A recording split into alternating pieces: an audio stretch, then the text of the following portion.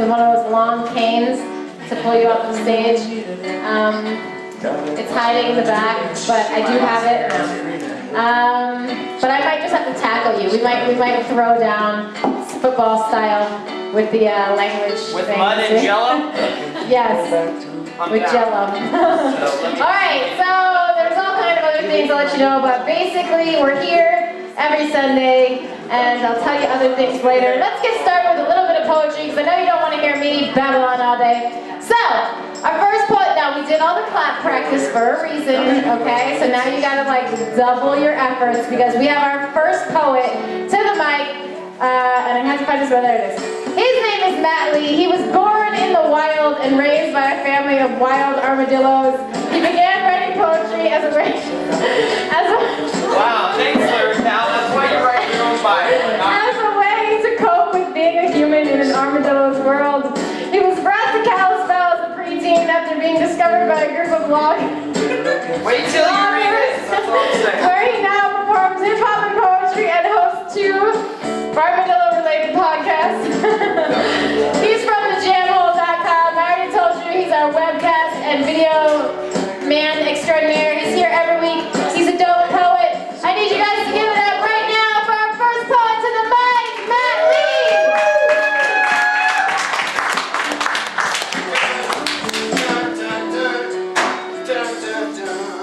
We love you, Matt Lee. Thank you. Okay. In the 11 weeks that I've been coming here, I've tried to write new stuff and original stuff. And I've seen people do other people's poetry, and I said, hey, I want to do that. So I have a piece here from one of my favorite poets. His name is Tim Minchin. Does anyone know who that is? Oh man, you guys are in for a treat.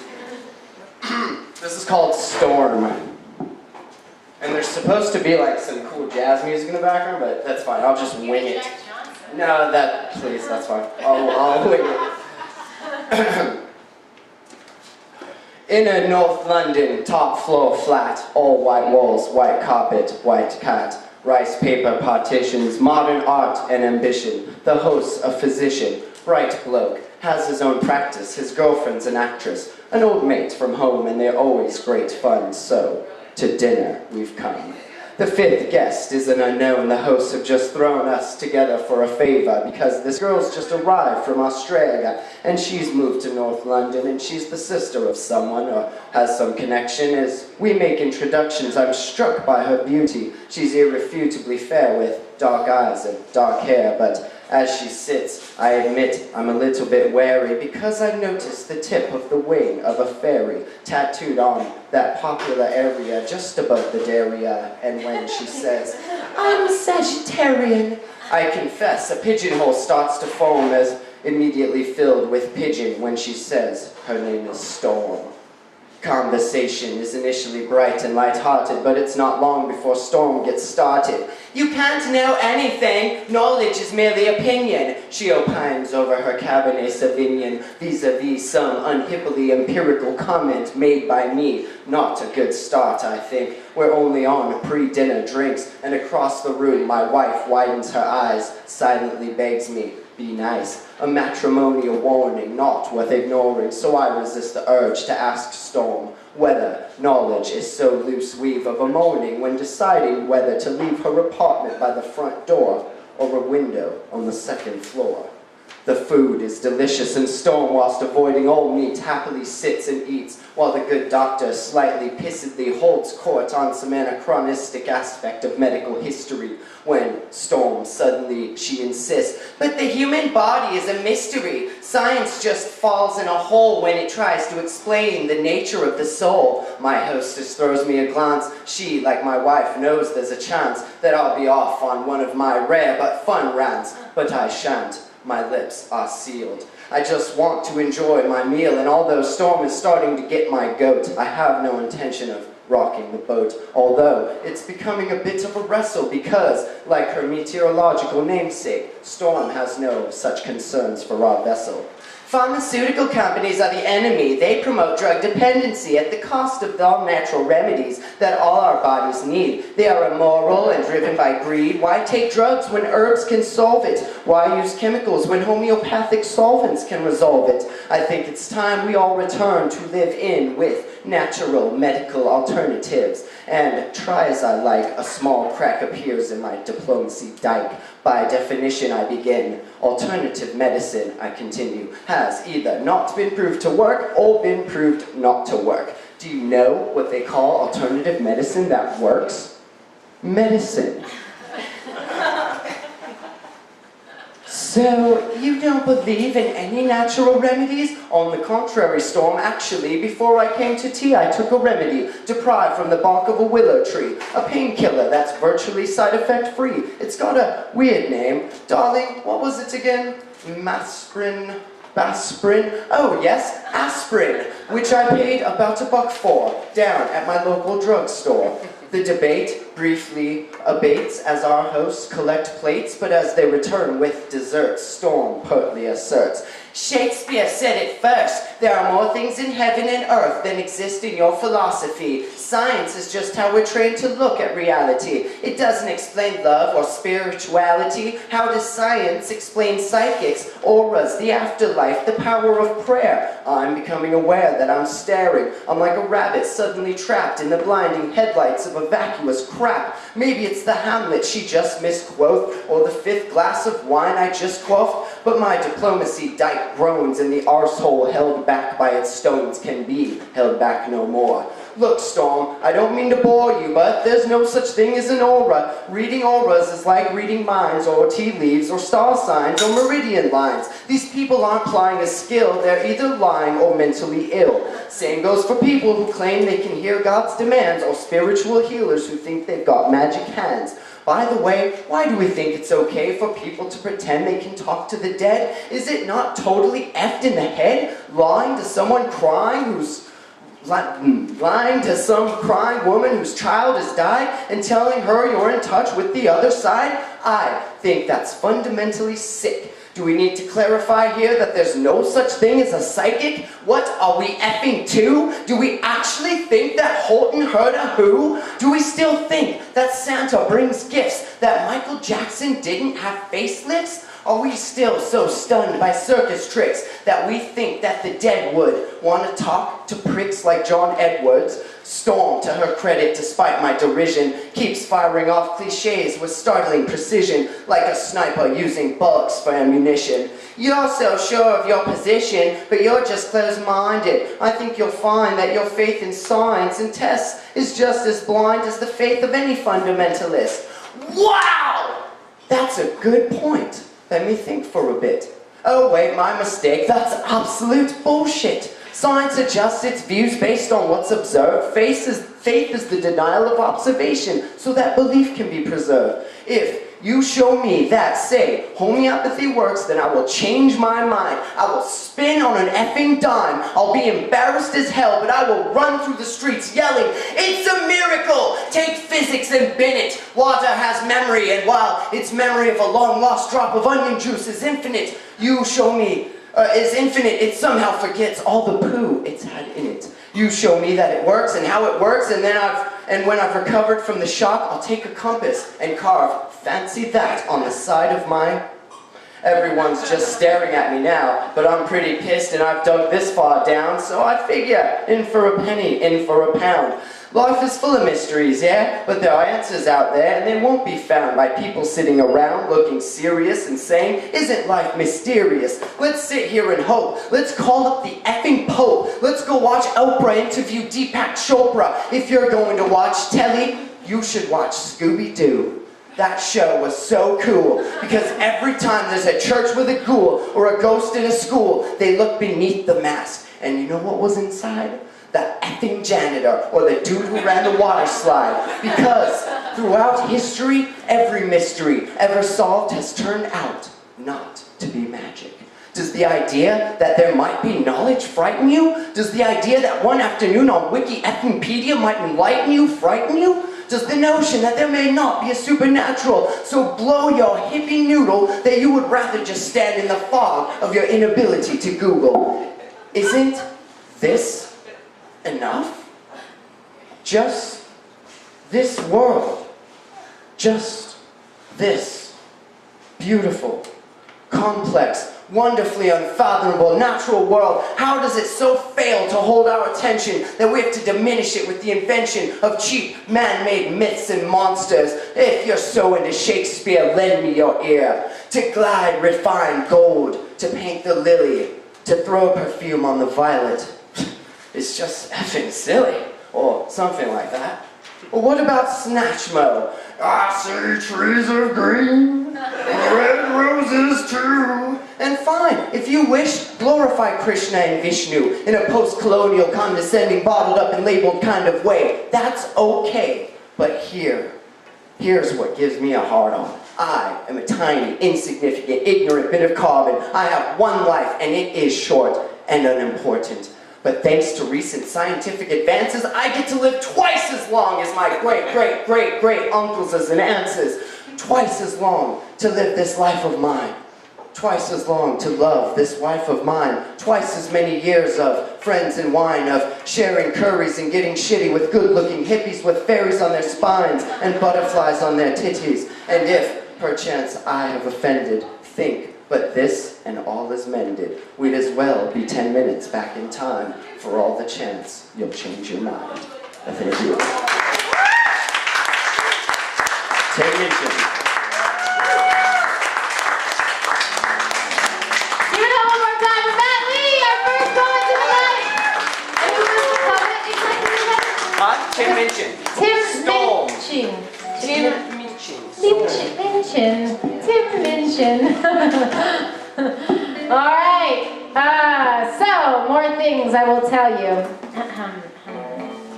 We have an email list, and you should get on it, and it's at the front door over there with Julie. It's kalispellgetpoetry@hotmail.com, and we send you updates, things like, hey, we got a 2-page spread in the Daily Winterlag, or hey, next Sunday is Easter, and so we're having an Easter theme event. It's going to be awesome. The boiler room is actually going to be closed, so we're going to be in the back room, so if you come and the door is shut, you're like, what's going on? I thought there was an Easter show. You have to come around to the back room, and we'll probably put a note at the front door, and so you won't be lost. But, so we're going to be in the back room next week, and it's going to be an Easter theme show. So you need to write your Easter theme poems. We're going to have 4 categories, giving out 4 amazing Easter prizes. You might get yourself an Easter basket, or possibly a fluffy bunny, or maybe even a chocolate bunny, or something of the sort. So we're having 4 categories, and the first category is, you know, of course, the best Jesus poem / God poem, spiritual poem, whatever. And then on the other side of this lovely, originally pagan fertility ritual, we're going to have a best fertility poem. So, Jesus poem on one side, fertility poem on the other. Third category is going to be the best rabbit stew poem, because if you've never ate rabbit stew, you probably should. And then our 4th rabbit is surprisingly delicious. I know, I almost cried. My host mom, when I was in France, served me up rabbit, and I was like, rabbit? And then I ate it, and I was like, rabbit. So, and your 4th category is best Easter theme poem overall. So, get your Easter theme poems on next Sunday. We're here every Sunday, and next Sunday it's the same as always.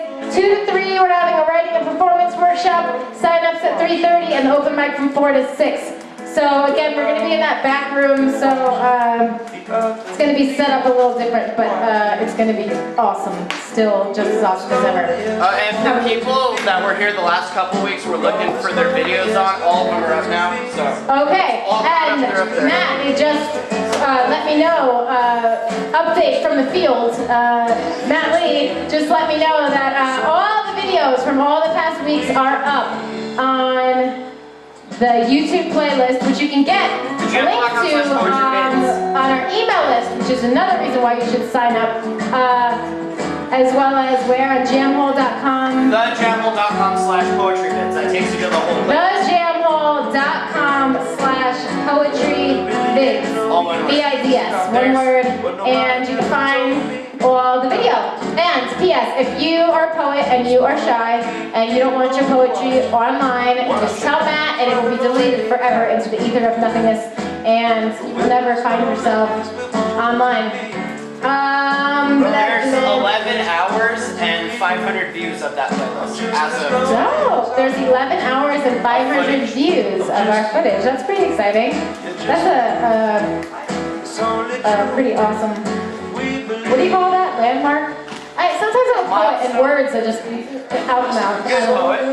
Yeah. Okay. So promotion. So we have an email list. We also have a Facebook page. If you're on Facebook, get with us. It's the Kalispell Get Poetry Open Mic. The YouTube playlist I was just talking about. There's also a live feed, the jamhole.com/live. So if you have family members in other places and they're like, I really would like to come see you read poetry, and then you're like, oh, I'm sorry, I'm in Montana, and you're not. You don't have to say that. You can say, oh my God, there is a place where you can watch me, and it'll be awesome. And that's the jamhole.com/live. We're also going to be starting a slam, which is really exciting. Sending poets off to nationals, the Kalispell Slam team. It's going to be really exciting. So wait for that. That's another reason why you should be on our email list. And possibly even getting a venue of our own, which would be really amazing. So I think I've said all the blah blah I wanted to say. Thank you again for Matt Lee for kicking us off. Our next poet to the right. Her name is Janet, and she is awesome, and she's really funny, and she is my friend. And this was on her bucket list. So I need you guys, we practiced this, to give it up right now for someone actually checking things off of their bucket list. I need you to give it up for Janet Kaufman, her first time ever to the Get Poetry Open Mic, gracing us with her beautiful presence.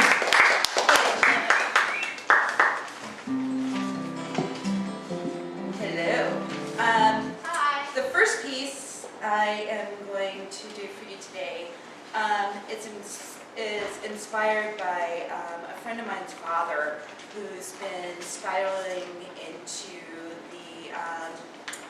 the forgetfulness of Alzheimer's, and it's called Forgetfulness. Now, where did I put that? What was that word? Geez, I'm lucky to remember my own name. I can't remember. This is scary. Why? Why can't I remember? What was that word? I used to know this. God, what was I saying now? Oh, please, someone just fix me. I don't want to forget. I want to remember. I really don't want to forget. I'm afraid if I close my eyes, I will forget. I don't want to forget. I want to remember. I want to remember. What's happening to me? Why am I like this? Who are you? Where? Where am I? I want to go home. Someone take me home. Just take me home. What is that you say? I'm home? I am not home. Oh God, please help me. The next piece.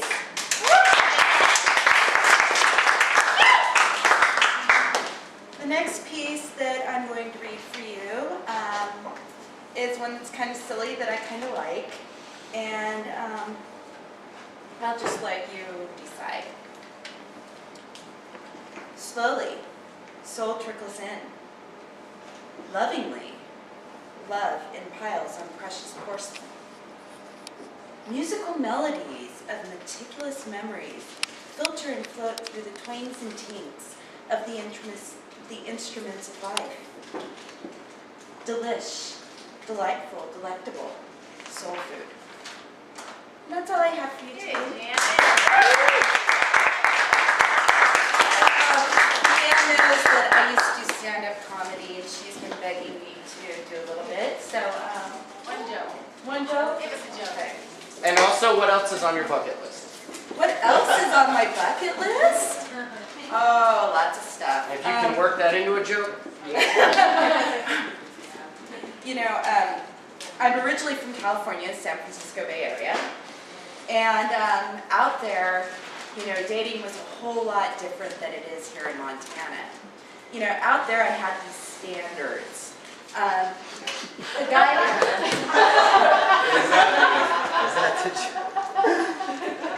had to be as good looking as myself, if not better looking. He had to make as much money as me, if not better, not more. Had to have a nice house. Had to drive a nice car. I got here to Montana and I kind of realized that my standards were a little too high. So now, you know, the guy doesn't have to be all that great looking. He has to have hair. I don't care if it's full head of hair. He has to have teeth. I don't care if they're false. He has to have a place to live. I don't care if it is his car. And most of all, he has to have a job. I don't care if it's holding a sign on a street corner. Anyways, so yeah, lately it hasn't been going too good, and I've decided that I'm forgetful. I wasn't prepared for this, so that's it.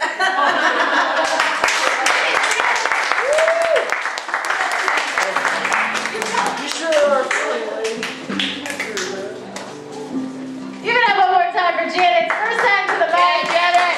And giving us a little bit of her little stand-up routine. That was funny. What's your name, Epic Joe? That was awesome. You're awesome. Single-handedly put down the whole That's all right. What you gave us was awesome. All right. So I think I told you a lot of things. What else did I need to tell you? Oh, your donation. So the $3 to $5 donation at the door, it goes to the writing workshop, which we've been having every week. It goes to prizes, which you're going to have on Easter. Remember, fluffy bunnies and chocolate bunnies and all kind of bunnies. And as well, we want to bring feature poets to town. So we want to bring poets who are nationally known. And we want to bring them here because that would be awesome. And so that is also what your money is going to, as well as, like I said, we're starting a slam, which is going to be awesome. And eventually, hopefully, your money will be going to sending poets from Montana to compete with poets all around the nation. And that would be really, really, really awesome. So, without further ado, are you ready, miss? Our next poet to the mic, her name is Chelsea Duello. She's gave a little "You and I Are," a saying that she saw written on a post one day while walking into town. She said her poetry started as a way for her to process the changes going on in her life. It was also a form of release and a way for her to understand who she was and her place in the universe. She still has no idea, but she learned that isn't the point. The point is to learn as much as you can along the way, and as life changes, as it will, she'll change too. She's not the same person she was a minute ago, a year ago, or 10 years ago. Change the essence of life. And obviously she's deep and philosophical as well as a poet. So I need you guys to give it up right now for our third poet. And remember, we practiced. We did the clap practice. So for our third poet to the mic, Chelsea Duello.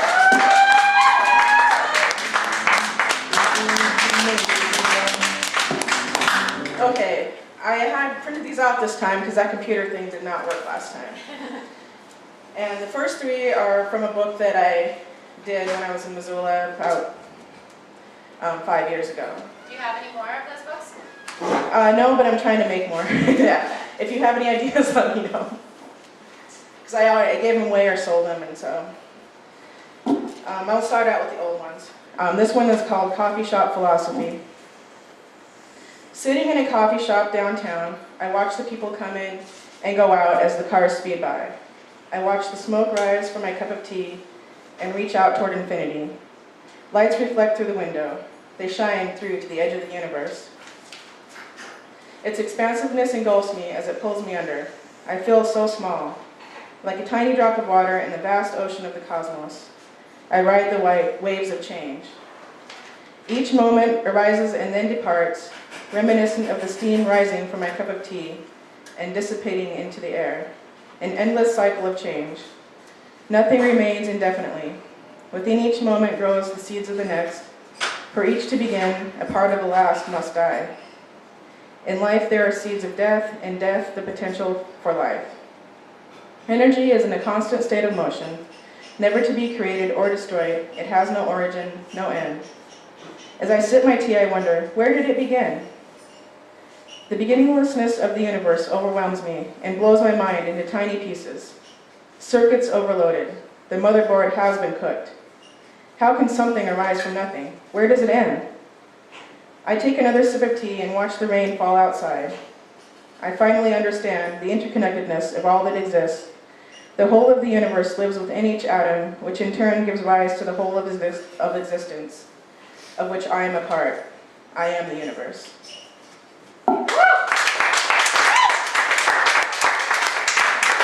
And this one is a lot shorter.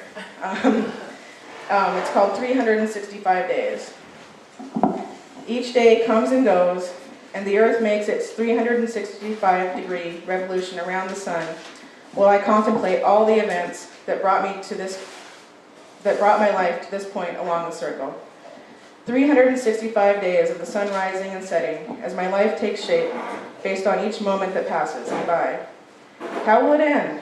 I really have no idea, but there's a certain amount of comfort in realizing that fact. All my past actions give rise to my present experience, but the future is still unknown.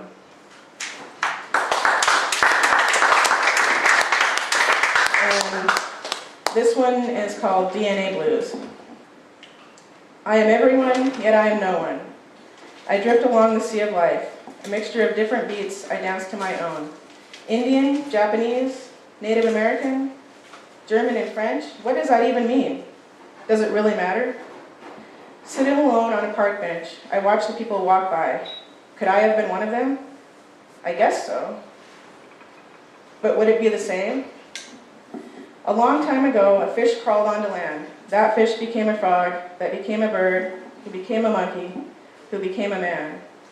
And here I sit, contemplating the mysteries of life. RNA writes the code that DNA holds, and we are the story that it tells.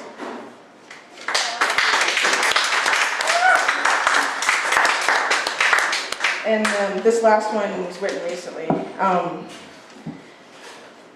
as part of a way for me to release some things and feelings of events that have recently come to pass. It's called Release. How do I release these feelings of fear and doubt that keep holding me back from being who I really want to be? How do I find balance between responsibility and spontaneity, between living in the moment and making sure things get done? How do I let go again? There is a fine line, smaller than the lead of this pencil, between love and fear, and an even finer line between letting go and giving up.